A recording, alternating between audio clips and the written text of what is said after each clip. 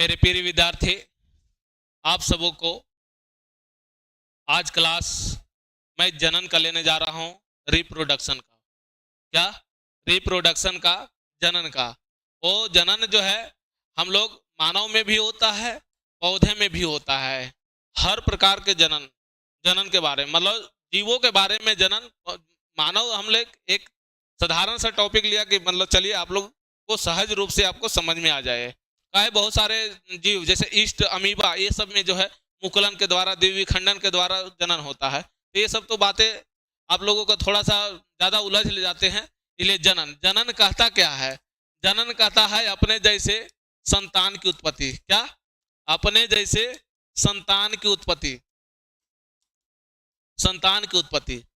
तो ये हम लोग जो है मानव का जनन पढ़ेंगे, पौधे के जनन पढ़ेंगे। क्या? रिप्रोडक्शन। रिप्रोडक्शन मतलब अपने जैसे संतान की उत्पत्ति, अपने जैसे जीवों की उत्पत्ति करना।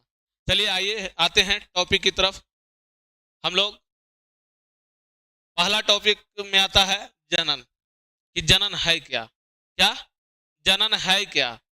तो जनन क्या है पहले हमने बोल चुका हूं कि जनन जो है अपने जैसे संतान की उत्पत्ति करना, या तो उसको हम लोग कह सकते हैं सीधा सीधे जन्म देना, या तो उत्पन्न करना। मतलब अपने जैसे ही, जो है दूसरे जैसा नहीं है कि उसको जनन कह सकते हैं। अपने जैसे संतान की उत्पत्ति करना, या जन्म देना, या तो उत्पन्न करना। तो जनन दो प्रकार के होते हैं। क्या? जनन दो प्रकार के होते हैं। जनन दो प्रकार के होते हैं। एक जो होता है लैंगिक जनन होता है। क्या होता है बाबू? लैंगिक जनन। एक जो होता है लैंगिक जनन, उसको कहते हैं असेक्सुअल रिप्रोडक्शन। क्या?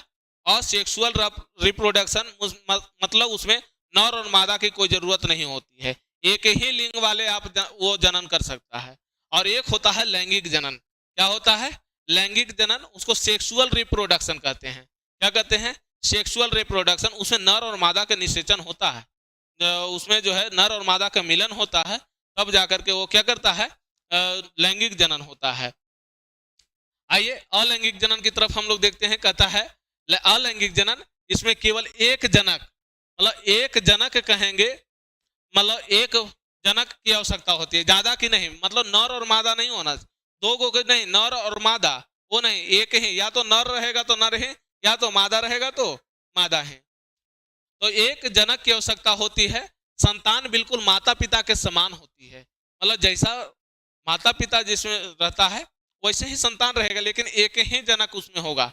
या तो नर रहेगा तो नर, या तो मादा रहेगा तो मादा। कहता है उदाहरण के तौर पे हम लोग लाएंगे अमीबा का विखंडन। अभी हमने बोल के गया था कि अमीबा में विखंडन के द्वारा होता है जन्म। ईस्ट की कलिका जनन, ईस्ट की कलिका जनन, काई, फफूंद, ये सब में जो है से क्या होता है?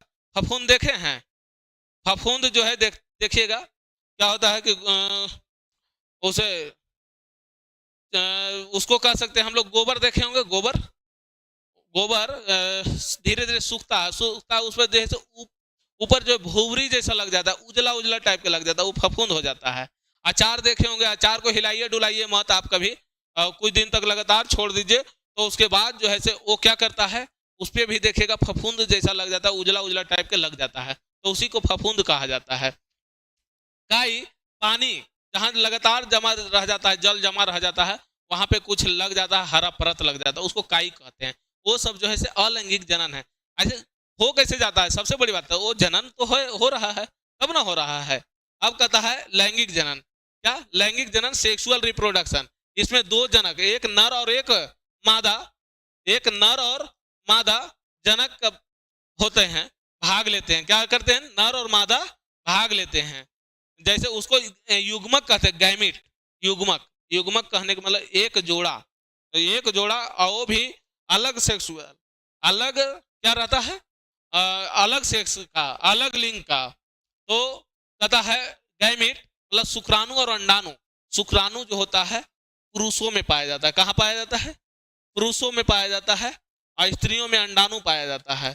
तो इसमें जो है शुक्राणु और अंडाणु दोनों का निषेचन क्रिया होता है, उसके बाद ये जनन होता है, उसको लैंगिक जनन कहता है। मिलकर युग्मज जाइगोट बनाता है। युग्मज मतलब शुक्राणु और अंडाणु मिलकर के युग्मज मतलब जाइगोट बनाता है, इससे उत्पन्न संतान में दोनों जनकों के गुण पाए जाते हैं, दोनों जनक जैसा गुण पाया जाएगा, माता के भी जैसा और पिता के भी जैसा, दोनों जैसा गुण पाया जाता है, उसको क्या कहते हैं, जनकों के गुण पाए जाते हैं, उसको लैंगिक जनन कहते हैं। जैसे मनुष्य, हम लोग जो है क्या है, लैंगिक जनन होता है हम लोगों में, मनुष्यों में। फिर जो है पशु, पक्षी, फूलदार पौधे, जो फूल देता है पौधे, ये सभी में क्या होता है, लैंगिक जनन होता है। तो आप लोगों को भली भांति समझ में आ गया होगा अलैंगिक जनन और लैंगिक जनन। चलिए आगे की तरफ हम लोग बढ़ते हैं।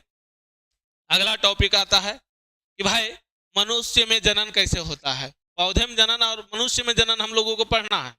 तो पौधे में जनन कैसे होता है, मनुष्य में जनन कैसे होता है, इसके बारे में जानेंगे। इसके में जानेंगे तो आइए हम लोग जानते हैं कि मनुष्य में जनन कैसे होता है। तो मनुष्य में लैंगिक जनन होता है, ये तो पहले बात हम लोग क्लियर कर लिए हैं। क्या पुरुष में लैंगिक जनन होता है, रिप्रोडक्शन सिस्टम। अब पुरुष के अंग, लैंगिक जनन के अंग कौन कौन है पुरुष में, तो एक वृषण होता है। क्या होता है, वृषण, उसको हाइड्रोसील हम लोग कहते हैं। क्या कहते हैं, हाइड्रोसील कहते हैं, टेस्टिस कहते हैं अंग्रेजी में। टेस्टिस से जो है शुक्राणु बनता है, उसमें स्पर्म बनाता है, स्पर्म शुक्राणु बनता है। फिर जो है वही जो है उससे वीर्य नली होता है, स्पर्म डक्ट या तो वास डिफरेंस, वास डिफरेंस या स्पर्म डक्ट, वीर्य नली, वो जो है शुक्राणुओं को बाहर ले जाती है। क्या करती है, शुक्राणुओं को बाहर ले जाती है वो नली, ठीक है ना। और उसमें एक लिंग होता है, उसको पेनिस कहा जाता है, शुक्राणुओं को स्त्री के शरीर में ले जाकर पहुंचाता है।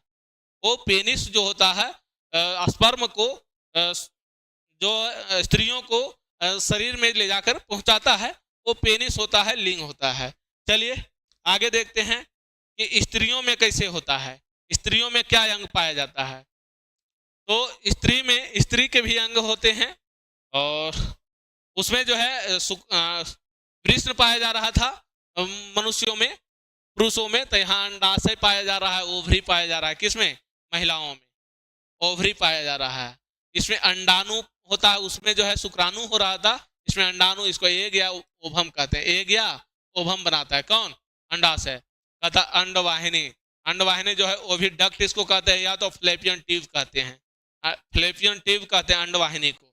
अब जो है यही पर निषेचन, फर्टिलाइजेशन होता है। मतलब क्या होता है, शुक्राणु और अंडाणु, शुक्राणु और अंडाणु दोनों मिल करके क्या करता है, दोनों मिल करके निषेचन की क्रिया करता है। क्या करता है बाबू, दोनों मिल करके निषेचन की क्रिया करता है। तो इसी को अंडवाहिनी कहते हैं या तो फ्लैपियन ट्यूब कहते हैं। फ्लैपियन ट्यूब में ही ये काम होता है, ठीक है ना।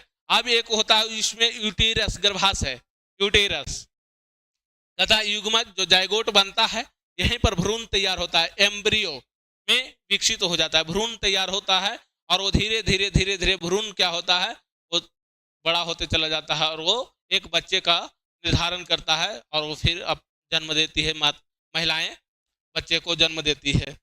तो ये हम लोगों ने मनुष्यों में जनन पढ़ा कि किस तरीका से स्त्रियों में क्या जनन होता है, कैसे जनन होता है, और पुरुषों में कैसे जनन, पुरुषों में जनन के लिए कौन सा अंग होता है और स्त्रियों में जनन का कौन सा अंग होता है। चलिए आगे की तरफ हम लोग चलते हैं। अगला है कि वो तो क्या हो रहा था, लैंगिक जनन हो रहा था। इसमें फिर जो है इसी में आइए कहता है इसमें जनन निषेचन की क्रिया होता है। क्या अभी बोल रहे थे कि निषेचन की क्रिया, तो निषेचन की क्रिया जो होता है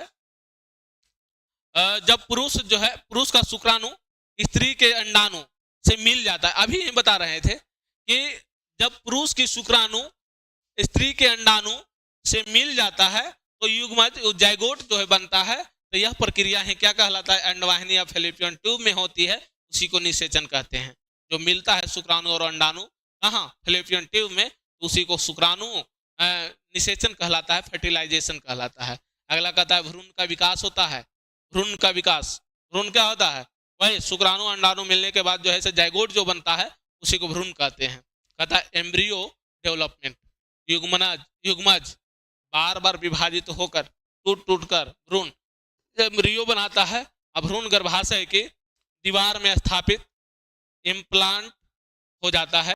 धीरे धीरे यह भ्रूण से शिशु, मतलब भ्रूण जो है भ्रूण से शिशु का निर्माण कर देता है, विकसित हो जाता है। इसी को भ्रूण विकास कहा जाता है।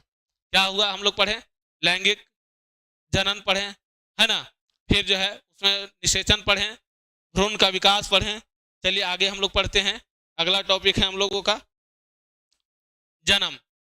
क्या लेता है, अब वो भ्रूण का विकास हो चुका है, शिशु का निर्माण हो चुका है, तो जन्म भी तो लेगा। क्या लेगा, जन्म लेगा, बर्थ होगा। तो लगभग 9 महीने मतलब 280 दिन मनुष्यों में, लगभग 280 दिन मतलब 9 महीने बच्चे को गर्भ में रखते हैं, गर्भाशय में रखते हैं। उसके बाद जो है शिशु का क्या होता है, जन्म होता है। इसे ही गर्भावधि या गेस्टेशन पीरियड कहते हैं। क्या कहते हैं, गर्भावधि, उसको अंग्रेजी में गेस्टेशन पीरियड कहते हैं। आइए, तो ये था मनुष्यों में जनन। क्या है, ये था मनुष्यों में जनन, और वो भी लैंगिक जनन था, है ना। अब आइए पौधों में जनन कैसे होता है। पौधों में जनन, रिप्रोडक्शन ऑफ इन प्लांट्स, कहता है इसमें अलैंगिक जनन होता है। क्या होता है, अलैंगिक जनन। इसमें विखंडन होता है। क्या होता है बाबू, विखंडन होता है, कालिका जनन होता है, बीजाणु जनन होता है। अलैंगिक, पौधे में अलैंगिक जनन जब होगा तो विखंडन होगा, फ्रेगमेंटेशन, कालिका जनन होगा, उसको बडिंग कहेंगे, और बीजाणु जनन को स्पोर फॉर्मेशन कहेंगे। क्या कहेंगे, स्पोर फॉर्मेशन कहेंगे। अब लैंगिक जनन है। क्या है, लैंगिक जनन। लैंगिक जनन में नर प्रजनन अंग होता है और मादा प्रजनन अंग होता है। कैसा कैसा होता है इसे देखिए। पौधे में भी लैंगिक जनन होता है, लेकिन कुछ पौधे में नहीं होता है, कुछ पौधे में होता है। तो कुछ पौधे में जो होता है तो उसमें भी नर प्रजनन अंग होता है, तो उसमें पुंकेसर होता है, उसके स्टेमेन कहते हैं, परागकण होता है, पोलेन ग्रेन कहते हैं। क्या, नर प्रजनन अंग में पुंकेसर होता है, परागकण होता है। अब मादा प्रजनन अंग में अंडप होता है, कार्पेल उसको कहते हैं, बीजांड होता है, ओवल कहते हैं। और कुछ में परागन होता है। क्या होता है, पोलिनेशन, परागन, उसे निषेचन कहलाता है, फर्टिलाइजेशन, उससे बीज तैयार होता है, उसके बाद नया पौधा तैयार हो जाता है। क्या हो जाता है, नया पौधा तैयार हो जाता है। तो इस तरीका से हम लोगों ने जनन को बहुत शॉर्टकट में पढ़ा, और ये से जो है बहुत से ज़्यादा क्वेश्चन आपको हर एग्जामों में लड़ सकता है। तो आप लोग भली भांति बने रहें सभी वीडियो में, ज़्यादा से ज़्यादा शेयर करें, ताकि हर बच्चे आपके हमारे वीडियो से पढ़ करके और एक अच्छे से अच्छे मुकाम तक पहुंच सके। इसी के साथ जय हिंद, जय भारत।